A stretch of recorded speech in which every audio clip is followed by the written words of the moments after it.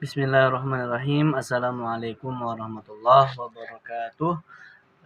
Alhamdulillahirabbil alamin wa bihi nasta'in wa ala umuri dunya waddin. Wassalatu wassalamu ala asyrafil anbiya'i wal mursalin wa ala alihi wa sahbihi ajmain. Amma ba'du. Rabbi shrah li sadri wa yassir li amri wahlul 'uqdatam min lisani yafqahu qawli. Izinkan kami dari kelompok 4 yang beranggotakan saya sendiri, Ivan Tanuto, beserta rekan saya Muhammad Farid Royhan dan Siti Kholisah. Dalam kesempatan kali ini pada mata kuliah pemikiran modern hukum Islam akan mempresentasikan atau menjelaskan tentang gagasan pemikiran Fajrul Rahman. Baik, yang pertama yaitu tentang latar belakang sosial dan keagamaan Fajrul Rahman. Sebagaimana yang kita ketahui bahwasanya Fajrul Rahman adalah ulama yang dilahirkan pada tahun 1919 Masehi di distrik Hazara, Punjab, yaitu suatu daerah di anak benua Indo-Pakistan yang sekarang terletak di sebelah barat Laut Pakistan. Ia berasal dan dibesarkan dalam sebuah keluarga yang taat dalam agama. Jadi keluarga-keluarga Fajrul Rahman ini sangat taat dalam beragama. Namun sekaligus apresiasi terhadap modernitas. Ia dibesarkan dalam keluarga yang bermadhab Hanafi. Jadi Fajrul Rahman ini dibesarkan dalam keluarga yang mayoritasnya bermadhab Hanafi. Fajrul Rahman memasuki dunia sosial sekitarnya yang penuh dengan nuansa dan aneka ketegangan. Ketegangan yang dimaksud paling tidak dapat dilacak dari yang pertama, masyarakat India masa itu antara Muslim dan Hindu yang berkuasa sedang saling tidak menyenangi. Hal ini merupakan bias dari kolonialisasi Inggris menjalankan kebijakan dengan sangat diskriminatif. Tegangan yang muncul sebagai dampak perbedaan yang terdapat di kalangan intelektual Muslim sendiri, yakni para pembaharu yang cenderung dicap westernisi dan para konservatif yang kemudian dicap sebagai fundamentalis. Kedua kekuatan ini dalam catatan sejarah jarang sekali dapat hidup secara damai. Yang ketiga, di sisi lain terdapat nuansa ketegangan yang diindikasi kebekuan yang mengitari masyarakat Muslim India masa itu. Hal ini tersebut dapat dilacak antara lain dengan menggunakan warna pikiran yang muncul dalam bentuk buku yang ditulis oleh tokoh-tokoh yang hidup pada masa itu. Baik, masuk materi yang kedua yaitu pemikiran hukum Islam Fajrul Rahman. Suatu pemikiran dan gerakan Islam di anak benua India yaitu Indo-Pakistan merupakan latar sejarah yang menyangga konstruk kesadaran dan pemikiran Fajrul Rahman. Di belahan Indo-Pakistan ini, dinamika pembaruan pemikiran Islam begitu marak dan berakar jauh sejak masa Syekh Waliullah Ibnu Abdurrahman Al-Dihlawi, yang mana merupakan guru dari Fajrul Rahman. Fajrul Rahman mengategorikan corak pembaharuan awal ini sebagai bentuk revivalisme pra-modernis.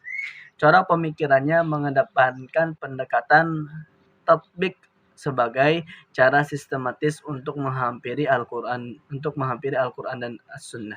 Tatbik menyediakan metode untuk melakukan ijtihad dan menarik istinbat hukum, sekaligus memberi arahan yang jelas tentang cara menerapkannya. Syekh Waliullah merupakan tokoh pertama yang berupaya untuk menggabungkan sejarah Nabi secara sistematis. Selain itu, beliau juga menjelaskan bahwa Al-Quran yang diberikan kepada Nabi secara rasional diinterpretasikan sesuai dengan kebutuhan umat Islam pada dasarnya masing-masing. Untuk itu, berusaha untuk mengintegrasikan beragam ilmu pengetahuan Islam dan Sunnah, fikih, teologi, filsafat, dan sufisme. Pada hematnya, semua itu dilakukan untuk mendekati Islam sebagai agama yang dinamis dan dapat diterapkan sesuai dengan konteks pada zamannya. Nah, lalu corak pemikiran tersebut muncullah beberapa metodologi sebagai berikut. Dari corak pemikiran Fajrul Rahman tersebut muncullah beberapa metodologi sebagai berikut. Yang pertama metode kritik sejarah atau dalam bahasa Inggrisnya the critical history method. William Montgomery Waite menggunakan istilah historic critical method yang merupakan pendekatan kesejarahan. Pada hakikatnya memiliki tujuan untuk menemukan fakta-fakta objektif secara utuh dan mencari nilai-nilai tertentu yang terkandung di dalamnya. Menurut Syekh Fajrul Rahman ini, yang menyebabkan metode kritik sejarah tidak dapat berkembang dengan baik di kalangan para pemikir Muslim sampai pertengahan abad 20 Masehi, sikap para pemikir Muslim yang menolak metode kritik sejarah itu disayangkan oleh Watt dan Gibb. Yang kedua, ada metode penafsiran sistematis atau yang dalam bahasa Inggrisnya disebut the systematic interpretation method. Menurut Fajrul Rahman, jika orang-orang Islam dengan keras dan gigih berbicara tentang kelangsungan hidup Islam sebagai sistem doktrin dan praktek di dunia dewasa ini sungguh-sungguh sejati, kelihatan dengan jelas bahwa mereka harus memulai sekali lagi dari tingkat intelektual. Mereka harus mendiskusikan lagi dengan ikhlas dan tanpa menahan diri tentang apa yang mereka inginkan terhadap Islam dewasa ini. Seluruh kandungan syariah harus diarahkan menjadi sasaran pengujian yang segar terhadap Al-Quran. Harus dilakukan resiko terbesar dalam pemahaman ini. Tentu akan menjadi provokasi dari ide subjektif dan Al-Quran menjadikannya sebagai objek penanganan secara arbiter. Dan selanjutnya ada metode gerakan Gandhi atau yang dalam bahasa Inggrisnya disebut Aganda Movement. Fajrul Rahman menyarankan pertama gerakan dari penanganan kasus konkret oleh Al-Quran, memperhitungkan kondisional sosial yang relevan pada waktu itu kepada prinsip-prinsip umum tempat keseluruhan sejarah ajaran Al-Quran pada waktu itu kepada prinsip-prinsip umum tempat keseluruhan ajaran Al-Quran berpusat pada perangkat umum ini. Harus dilakukan gerakan kembali kepada legislasi spesifik dengan memperhitungkan kondisi-kondisi sosial sekarang. Pengaruh dan implikasi neomodernisme Fajrul Rahman. Neomodernisme yaitu pemikiran yang menggabungkan dua faktor penting antara modernisme dan tradisionalisme. Neomodernisme merupakan impologi pemikiran Islam yang memiliki asumsi dasar bahwa Islam harus dilibatkan dalam pergaulan yang modern. Implikasi dari pandangannya, jika suatu doktrin tidak dapat dibuktikan merupakan pancaran dari dua sumber hukum Islam, maka doktrin tersebut bukanlah doktrin Islam. Pembaharuannya melalui gerakan neomodernisme ini yang dapat mempengaruhi, yaitu meluruskan dan membangkitkan umat Islam sesuai dengan kehidupan yang modern, tanpa meninggalkan akar dari kesejarahannya, dengan cara yaitu memelihara tradisi yang lama yang baik dan mengambil hal-hal yang baru yang lebih baik pula. Metodologi hermeneutika Al-Quran Fajrul Rahman. Secara general, hermeneutika merupakan seni memahami dan menafsirkan suatu wacana yang asing, jauh, gelap maknanya menjadi suatu yang transparan, dekat, dan dapat dipahami maknanya. Metodologi tafsir Al-Quran yang dinisbatkan dengan hermeneutika bukan tafsir takwil dalam pengertian konvensional sebagaimana yang lazim digunakan oleh para mufasir. Ada 3 kata kunci dalam memahami hermeneutika Al-Quran Fajrul Rahman, yaitu pendekatan sosiohistoris, teori gerakan ganda, dan pendekatan sintesis logis. Gagasan hermeneutika Al-Quran Fazlur Rahman melahirkan beberapa teori hukum, diantaranya yaitu mengenai poligami dan potong tangan. Poligami bagi Abdurrahman, reduksi ideal moral Al-Quran, praktik ini tidak sesuai dengan harkat wanita yang memiliki kedudukan yang sama dengan laki-laki. Pernyataan Al-Quran yang membolehkan poligami hendaknya dipahami lagi lebih dalam.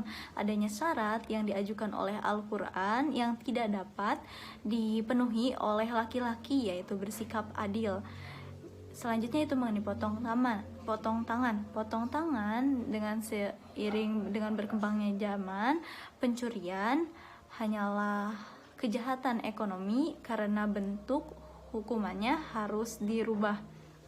Dapat dilakukan yang lebih manusiawi, misalnya penjara atau denda. Jadi menurutnya hukum potong tangan merupakan adat dari budaya Arab, bukan hukum dari hukum Islam.